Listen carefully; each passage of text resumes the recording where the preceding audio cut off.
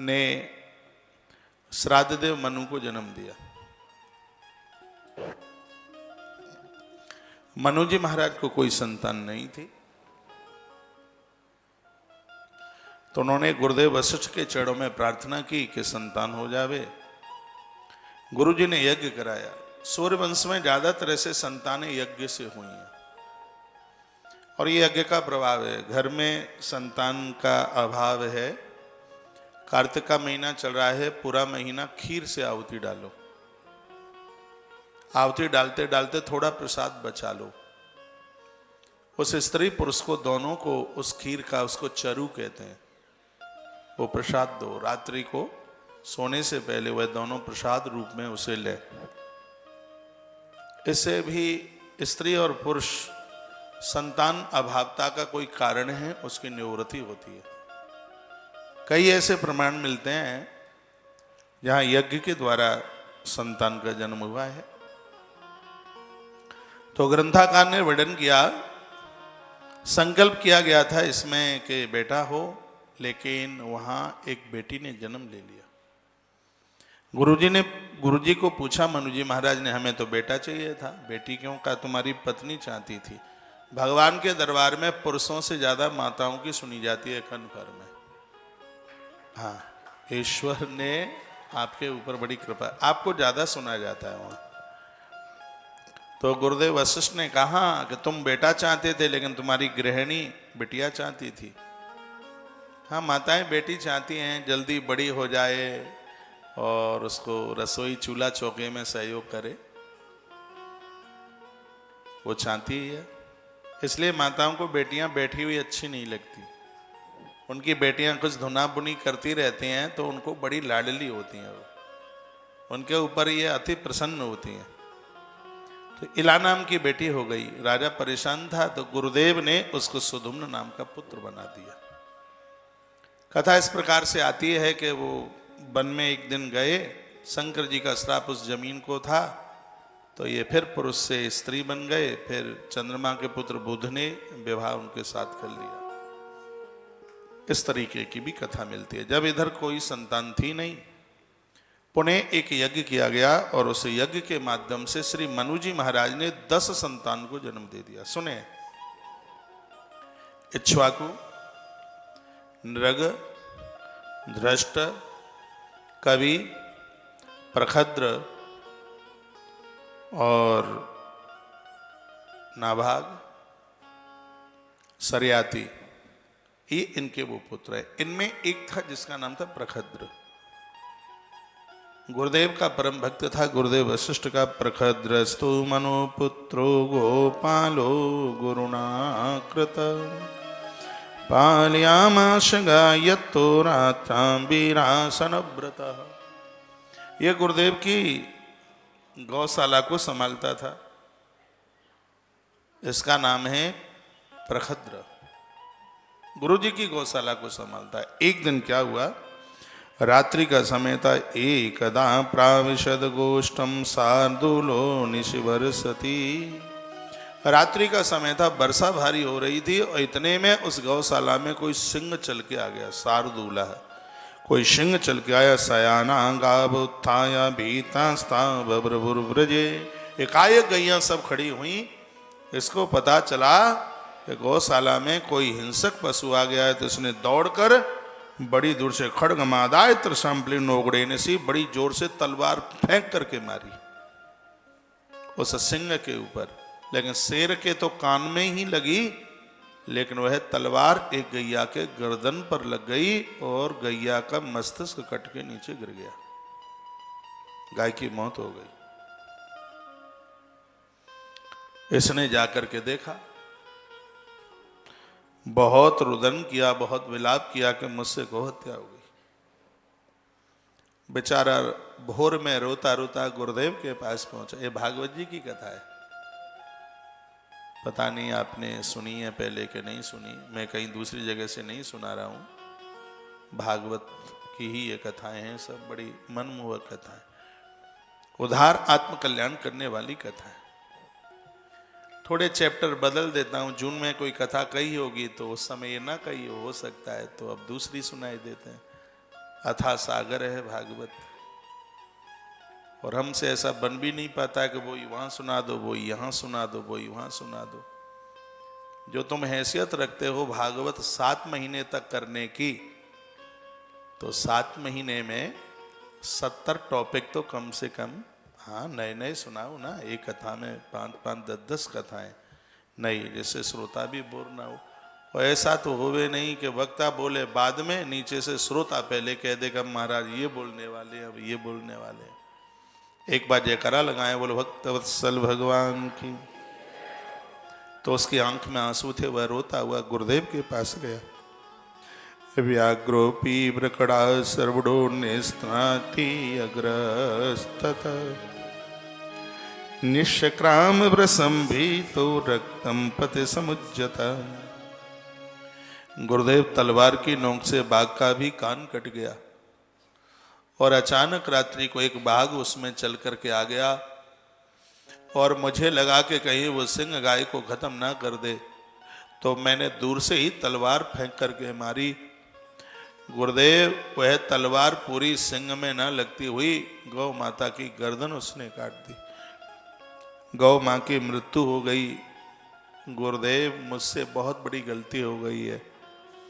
अब गाय की हत्या के बारे में सुना तो वशिष्ठ मुनि क्रोधित हो गए एकदम, और उन्होंने बिना विचारे शीघ्र ही श्राप दे दिया। तपस्वी महात्मा थे।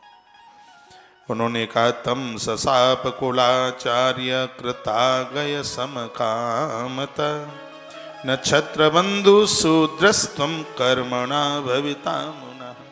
तू तो क्षत्रिय रहने के लायक ही नहीं है। क्षत्रिय उसे कहते हैं जो सबकी रक्षा करे, और वो क्षत्रिय नहीं है जो किसी निरपराध को मार डाले। तूने क्षत्रिय धर्म को बदनाम कर दिया, अपमानित कर दिया, और मैं तुझे श्राप देता हूं कि जंगल में तू भयानक राक्षस बन जाए। गुरुदेव ने उसको, यहां तो लिखा हुआ है नक्षत्र बंधुम शूद्रस्त्वम, तो कनिष्ठ वर्ण में जाकर के अपने आप को परिणित कर ले, ऐसा बोला। समय चलता रहा तो अब ये प्रखद्र का तो वंश, पर आगे जो क्षत्रिय वंश था वो यहीं रुक गया। यह वंशावली की कथा सुनाई जा रही है। नृग नाम के राजा की कथा भागवत जी में है। इन्होंने बड़े बड़े गोदान किए थे, लेकिन एक गैया का दोबारा दान इन्होंने कर दिया, तो एक साधु ने इन्हें श्राप दे दिया, ये गिरगिट बन गए थे। वो कथा भागवत में आती है। तत्पश्चात भगवान श्री कृष्ण के स्पर्श के द्वारा सतयुग के गिरगिट बने हुए, और द्वापर में इनका उद्धार हुआ। भगवान की परिक्रमा करते हुए ये भगवान के धाम चले गए। इनकी भी वंश वृद्धि ज्यादा नहीं चली, और उसके तत्पश्चात सरयाती की कथा, जिनकी बेटी सुकन्या हुई, देवी भागवत के माध्यम से कथा हमने कई बार आपको सुना रखी है, इसलिए उस कथा के ऊपर ज्यादा विस्तार नहीं करेंगे। और भी काफी नई नई कथाएं हैं, उन कथाओं की तरफ हम और आप आगे बढ़ने की कोशिश करते हैं। बोलिए भक्त वत्सल भगवान की जय हो। श्री हनुमंत बलवंत महाराज की जय हो।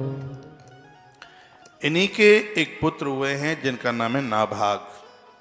नाभागो नभगापत्यम यम तत भ्रातर कविम। परीक्षित मनुपुत्र नभग का पुत्र। इनका एक पुत्र नभग, नभग का हुआ था नाभाग। लेकिन नाभागो नभगापत्यम यम तत भ्रातर कविम यविष्टम व्यजन दायम ब्रह्मचारणमागता। 25 साल की उम्र तक ये गुरुकुल में रहा।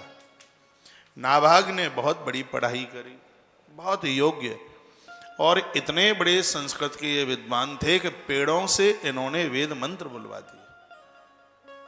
इतने बड़े विद्वान थे, धुरंधर विद्वान थे संस्कृत के। 25 साल तक ये गुरुकुल में रहे, अविवाहित थे।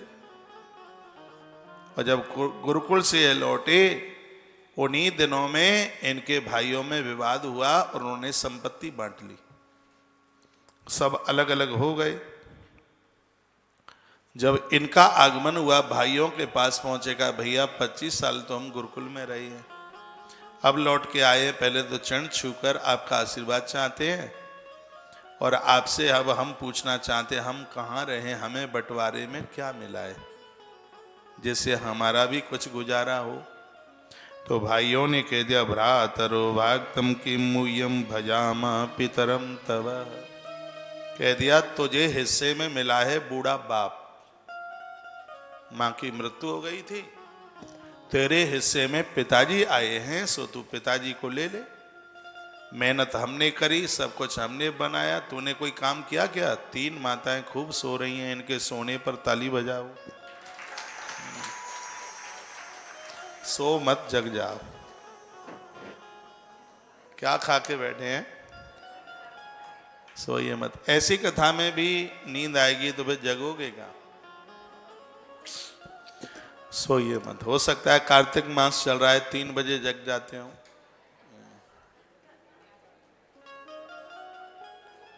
तो आपको ये नहीं पता है कि कार्तिक मास में जो दिन में थोड़ा भी सो लेते हैं तो उनका व्रत खंडित हो जाता है। कोई भी व्रत हो, दिन में नींद आई जबकि लगी तो व्रत खंडित। हमारे गांवों में कहते हैं गई भैंस पानी में है?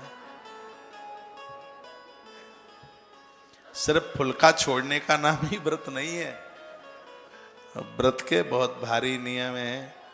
सोइए मत। पानी की पूर्ति होगी, पानी पीते रहोगे तो नींद नहीं आएगी, और दिन में तो सोना ही नहीं। सूर्य अस्त तक तो झपकी लगे ही नहीं, ये समझ लो। इतना कंट्रोल कीजिए। कार्तिक महात्म्य बड़ा अद्भुत है भैया, बहुत ज्यादा है, बहुत ज्यादा। इसकी तो जितनी बढ़ाई की जावे उतनी कम है।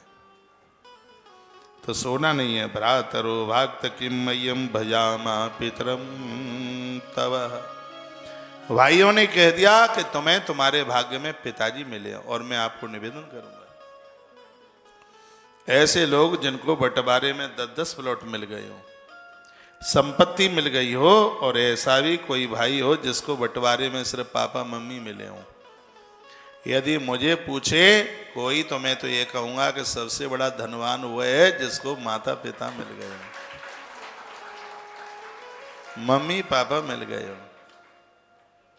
माता पिता गुरु की सेवा जो करेगा, माता पिता गुरुजन ये जिनको मिल जावे उनको उनके जीवन में किसी भी वस्तु की, किसी भी चीज की कमी नहीं है, कोई कमी नहीं है।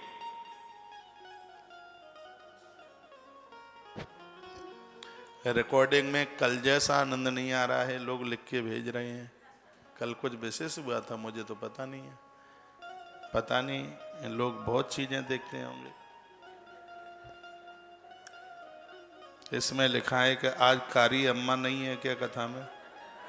है, इधर बैठी है कोने। कितने भक्त तुम्हें जानते हैं, देखो दिखा दिया उसने। बोलो बांके बिहारी लाल की, श्री हनुमान जी महाराज की जय हो। जय जय श्री राधे जय जय श्री जय राधे जय। श्री राधे श्याम। आइए, वह अपने पिताजी के पास गया और पिताजी के चरणों में वंदन प्रणाम किया। कहा पिताजी मैं बड़ा भाग्यशाली हूं, भगवान ने बड़ी कृपा की है कि मुझे हिस्से में आप मिल गए। पिताजी की आंख में आंसू आ गए, क्योंकि वो तो उन बड़े वालों को जानते ही थे ठीक से। वो छोटा गुरुकुल में रह के आया, और उसको कुछ, जब भाई भाई आपस में बेईमानी करते हैं तो माता पिता फूट फूट के रोते हैं। उनकी चलती नहीं है, वो भारी कष्ट में होते हैं। कभी कभी आपको लगता है कि पापा एक तरफा हो गए, वो उनको दे गए, वो किसी को नहीं दे गए, उनसे जबरदस्ती से ले लिया उन्हें। वो किसी को नहीं दे गए, वो जबरदस्ती उनके साथ में वो इतने दब गए उनके नीचे। कभी कभी माँ बाबूजी के लिए बड़ी दिक्कत हो जाती है। भाई गत सांप छछूंदर केरी, आप ये ना सोचिए कि वो दूसरी जगह रह रहे हैं तो उनके आशीर्वाद आपके लिए नहीं है। पितामह भीष्म भले ही दुर्योधन के बगल में है, मजबूरी है, लेकिन आशीर्वाद उनके पांडवों के लिए। आंख में आंसू थे पुत्रों ने बेईमानी के लिए। और मैं तो कहूंगा ज्यादा मेहनत कर लेना, कभी किसी का हिस्सा मत खाना। धृतराष्ट्र की स्थिति नहीं होती यदि पांडवों का भाग पांडवों को वापस कर देते। ईश्वर ने हमारे भाग्य में हमारे लिए बहुत कुछ दिया है, क्यों काई का हिस्सा खाएं, क्यों किसी की बेईमानी करें। और तुम भाइयों की बेईमानी, भतीजों की बेईमानी करके अपने बच्चों को करोड़पति बनाना चाहते हो तो उनके पास भी वो रुकेगा नहीं, क्योंकि चोरी का मार मोरी में। हाँ, ये टिकने वाला नहीं है, कभी नहीं टिकता वो। मेहनत का पैसा धन धन दूना हो, मेहनत से ईमान के द्वारा कमाया है, वो दमकते हुए हीरे की तरह है बिल्कुल। आज पिताजी ने कहा, बेटे एमे अंगिरस सत्रमासते सुमेधस षष्टम षष्टमुपेत्याय कवे मुह्यन्ति कर्मणि। बेटा, अंगिरस नाम के ब्राह्मण एक यज्ञ कर रहे हैं और आज से ठीक 6वें दिन उस यज्ञ की पूर्णाहुति होगी। कितना बड़ा तपस्वी पिता था यह नभग। उसने अपने पुत्र नाभाग को कहा, जब पूर्णाहुति का समय आएगा तो वो मंत्र भूल जाएंगे और तुम धुरंधर विद्वान हो, और उस समय पूर्णाहुति का मंत्र उच्चारण कर देना तो यज्ञ में से बचा हुआ धन वो तुम्हें दे देंगे, जिससे तेरे पूरी जिंदगी की पूर्ति हो जाएगी। ये पिता ने कह दिया। पिता के चरणों में वंदन करता हुआ, प्रणाम करता हुआ नाभाग वहां से चल पड़ा और वहां जाकर के देखा तो बड़े बड़े महात्मा वहां पर बैठे थे। तास्तम संशयम सूक्ते द्वै वैश्वदेवे महात्मना ते स्वरयंतो धनम सत्र परिशेषे पितात्मना। पिता ने कहा था एक नहीं 2-2 जाकर के मंत्र बोलना, वह गदगद हो जाएंगे तुम्हारे ऊपर। तो उस यज्ञ में नाभाग का आना हुआ। अंगिरस गोत्रीय वो ब्राह्मण थे। जैसे ही 6वां दिन आया, पूर्णाहुति का समय हुआ, तो वह तो मंत्र भूल गए पूर्णाहुति का। उसी समय नाभाग ने वाचनोत्तर तो व्यस्तम ममेदम वास्तुकम वसु, उन्होंने अद्भुत 2 ऋचाएं बोल दी। यज्ञ की पूर्णाहुति हुई और वह महात्मा लोग इतने प्रसन्न हो गए, उनको लेने के लिए विमान आया ऊपर से। यज्ञ का भारी प्रभाव होता है। जब करने से तो सिर्फ स्वयं का कल्याण होता है, और यज्ञ का धुआं जहां जहां तक पहुंचता है वहां तक पूरी समष्टि का कल्याण हो जाता है। वहां महामारी, हैजा, मलेरिया और दुनिया भर की बीमारियां नहीं होती जहाँ यजन यज्ञ होता है। इसलिए तो मैं बार बार आपको कहता हूँ, यज्ञ घर में करो, उसके ऊपर खसखस जलाओ, उसके ऊपर गूगल जलाओ, उसके ऊपर बेल की गिरी जलाओ, गरीबी दरिद्रता सब खत्म हो जाएगी। यजन से, यज्ञ से अपने आप को जोड़िए। यज्ञ हमारे नवीन भाग्य का निर्माण करती है। ब्रजवासी बहुत यज्ञ करते। उस जमाने में भारी यजन यज्ञ होता था। यज्ञ का धुआं घर में होना ही चाहिए। यज्ञ स्वास्थ्य के लिए भी बढ़िया है, फेफड़ों को मजबूत करता है, और यज्ञ धार्मिक पारमार्थिक सब काम में आता है। पहले जब वर्षाएं नहीं होती तो यज्ञ के द्वारा पानी गिरता था। आज भी गांवों में जब पानी वर्षा नहीं होती तो गांव के लोग चंदा करके अखंड रामायण का पाठ कराते हैं 3 दिन, और बाद में एक यज्ञ रख देते हैं, भंडारा कर देते हैं, घनघोर वर्षा हो जाती है जोर से। यज्ञ का प्रभाव है। यज्ञ में बड़ी संतुष्टि मिलती है, संतोष मिलता है। यज्ञ के नियमों को पूरा कीजिए। चमड़े की बेल्ट मत बांधिए। हाँ, गुटखा, बीड़ी, सिगरेट, तम्बाकू, पान खा करके यज्ञ मत कीजिए। माताएं साड़ी पहन करके, चुनरी ओढ़ करके यज्ञ करें। पुरुष लोग धोती कुर्ता, भले ही तुम्हारे पास 10-10 पैंट क्यों नहीं है, लेकिन याज्ञिक कर्मों के लिए, परमार्थ पूजा के लिए मैं बोलना चाहूंगा, पैंट पहन के, नेकर पहन के कभी पूजा में मत बैठो। पूजा में बैठो तो धोती पहनिए, धोती लगा करके आप। और रात्रि को जो वस्त्र पहना है वो पूजा में धुला हुआ ही होना चाहिए। ऐसा कुछ नहीं है। मैं अपने आप को पूछूं, आपके पास धोती, ये हमारा पुरानी वेशभूषा में तो धोती ही है, किसी भी ग्रंथ में पैंट पुंट के लिए वर्णन ही नहीं किया, धोती कुर्ता। वैसे पुरुषों को चाहिए कि वह जनेऊ पहने हुए हों, उनके देह पर बस एक चद्दर, रामनामी चद्दर एक खरीद के ले आओ, रामनामी चद्दर, उसको ओढ़ लो और नीचे से एक धोती लगा लो, और धोती में भी पीली हो, सफेद हो, लाल हो, ये वस्त्र पहनकर आप देखें पूजा में कितना मन लगता है, मन गदगद हो जाएगा। सुबह जब में बैठे पूरब दिशा की तरफ मुंह करें, आप भले आप 20 मिनट दें, शकुन से दीजिएगा, आपके जीवन में आनंद होगा, मन शकुन में होगा, किसी भी प्रकार का टेंशन नहीं होगा। टेंशन चालू हुआ तो उम्र क्षीण होने लगी, ये समझ लें। बहुत आनंद आता है पूजा में, मन को मस्ती मिलती है। कभी करके तो आप देखें, आप मंदिर में तो अखंड ज्योत जलाते ही हैं, अपने आवास में भी कभी कभी 10 दिन के लिए, 20 दिन के लिए, 25 दिन के लिए अखंड ज्योत जलाओ। कार्तिक का महीना चल रहा है, अपने कमरे में अखंड ज्योत जलाओ। मेरे कमरे में जल रही है ऊपर, हाँ, हनुमान जी रखे हैं मेरे सिर के पास में, बिल्कुल राधा कृष्ण रखे हैं, और उनके सामने अखंड दिया जल रहा है, पीतल की ज्योत में जल रहा है, पूरा महीना जलेगा। तो ये सब चीजें बड़ी लाभदायक हैं।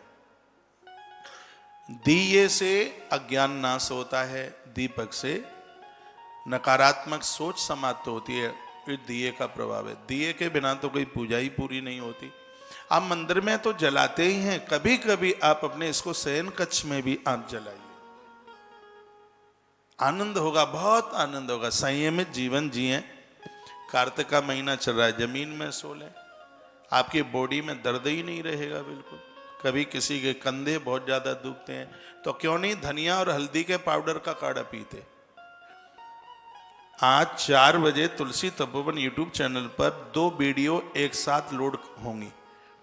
एक वीडियो में तो ये लिखा है कि मोटापा क्यों बढ़ता है, ये शरीर की चर्बी क्यों बढ़ती है, उसका कारण क्या है, और आज ही सुधर जाओगे, संभल लोगे तो इसको अपने काबू में कर लोगे। 4 बजे वीडियो मैंने रिकॉर्ड करा दी है। और दूसरी वीडियो में है कि इस मोटापे को खत्म कैसे किया जाए, उसके लिए पहली बार एक जबरदस्त फॉर्मूला भेजा है, और वो आप काम में ले लोगे तो फायदे में रहोगे। क्योंकि मैं तो आपके बढ़िया स्वास्थ्य की भी तो कामना करता हूँ। आपका स्वास्थ्य ठीक होगा तभी वृंदावन, हरिद्वार, केदारनाथ, बद्रीनाथ घूमते रहोगे, भजन पूजा पाठ करते रहोगे। सबसे पहले तो निर्मल काया, स्वस्थ जीवन होना चाहिए। मैंने एक काढ़ा बताया है, 365 दिन उस काढ़े को पीजिए, चर्बी गल के बाथरूम के द्वारा निकल जाएगी। ये लटक रहे हैं बगल में किलो किलो मांस, 1-8 किलो इधर, 1-8 किलो इधर, हाँ? तो ये सब छट जाएगा बिल्कुल।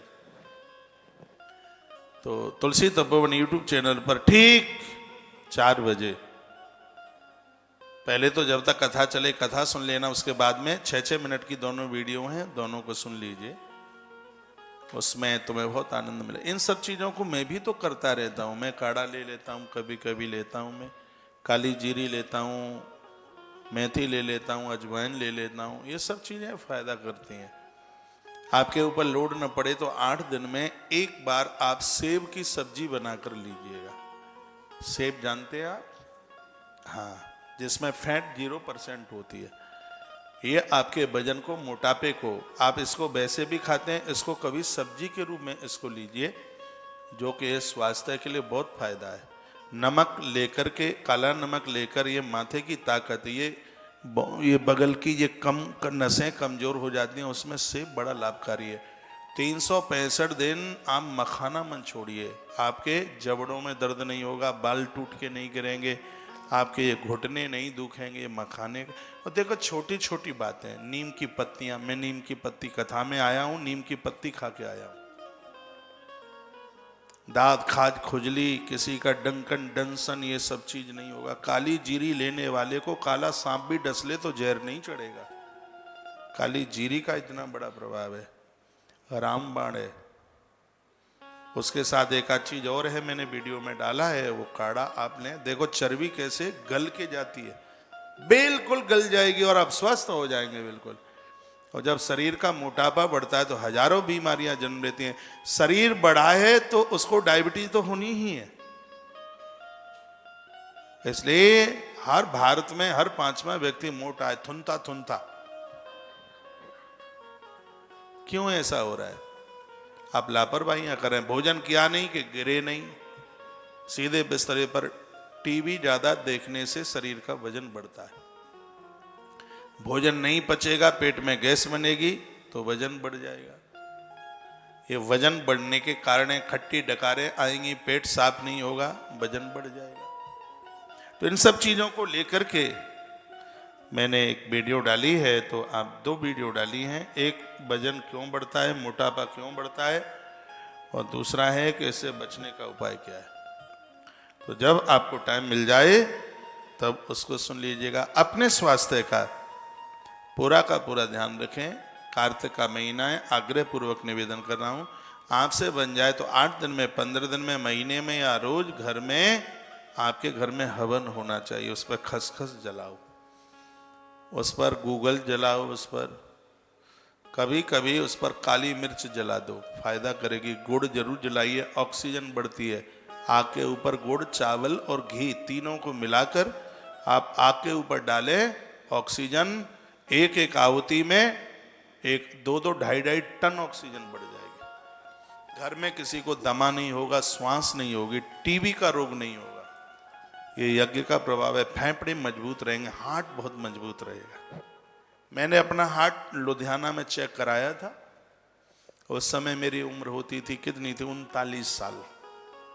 जिस समय मैंने अपना हार्ट, डॉक्टर साहब कहते हैं डेट ऑफ बर्थ क्या है, मैंने बताया ये है, वो देख करके अचंभित हुए। वो बोलते हैं कि तुम्हारा जो हार्ट है वो 17 वर्ष का है।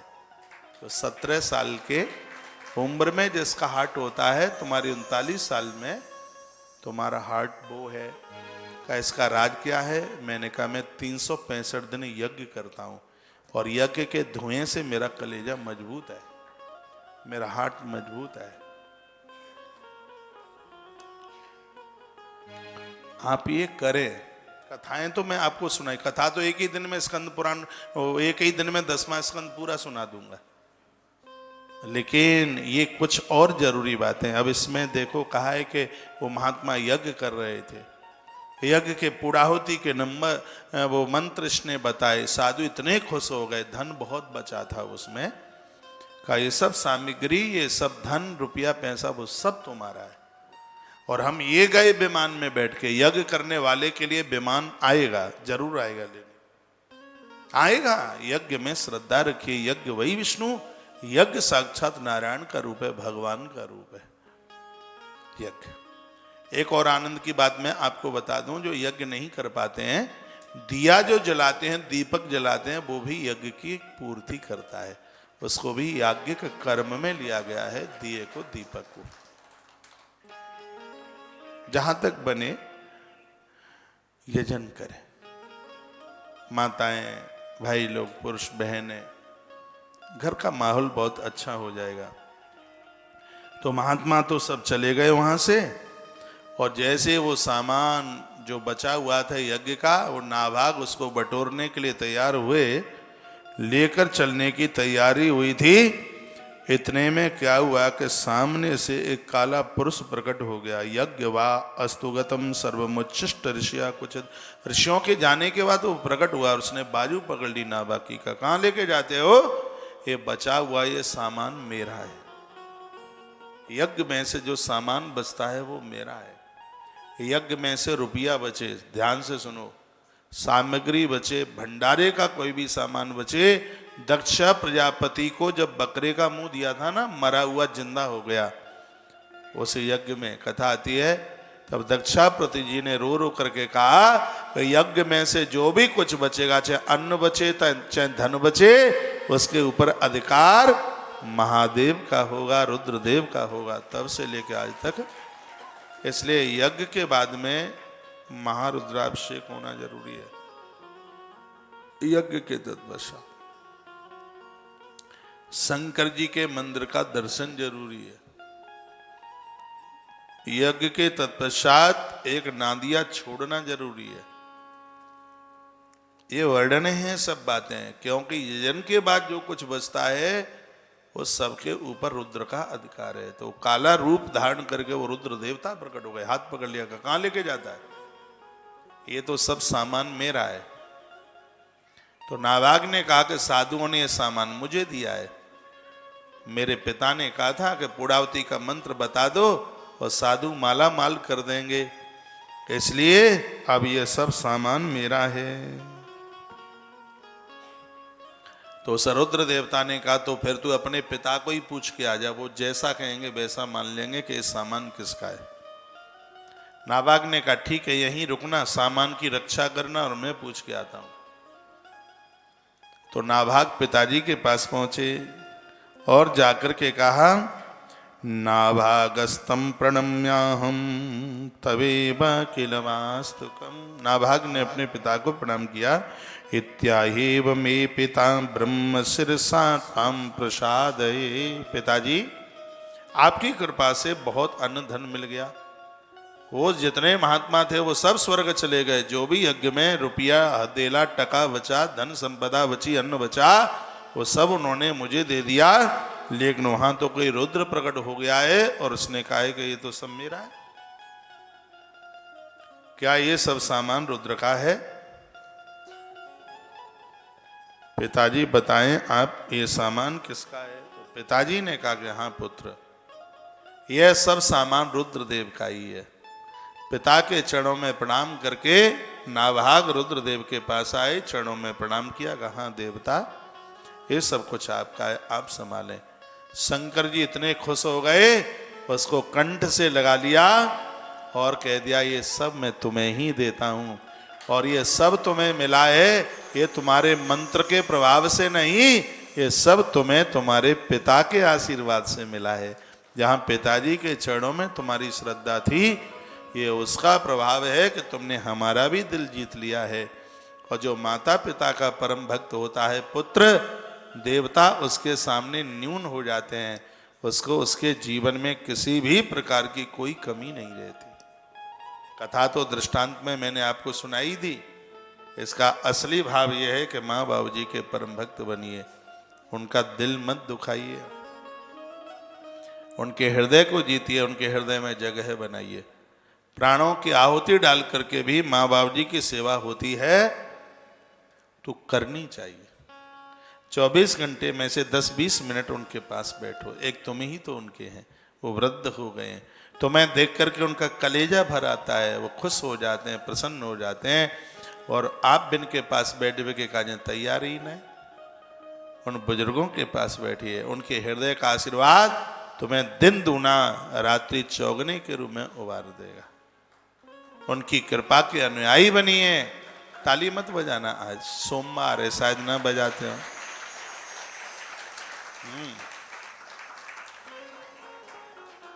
कल करवा चतुर्थी निकल गई, आज पंचमी आ गई, पूरा कार्तिक उत्सवों से भरा हुआ है।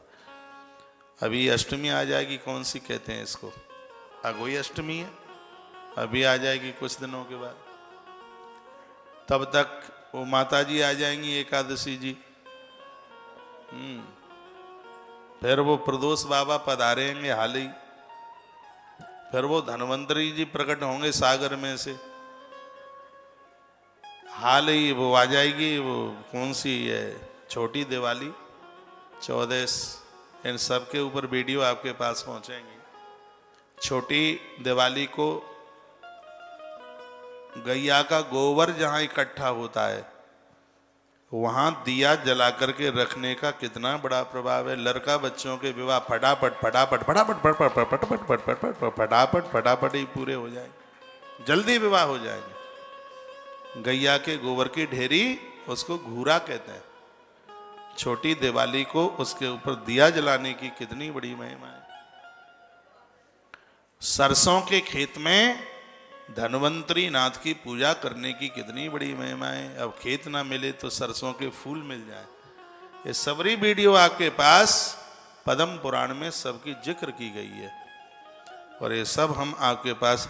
अब दिवाली को इतने व्यस्त मत हो जाना कि 5 मिनट की वीडियो ही ना सुन पाए रोज की, इतना टाइम निकालते रहिए। और इन दिवाली के दिनों में भी आपको कथाएं सुनने को मिलेंगी।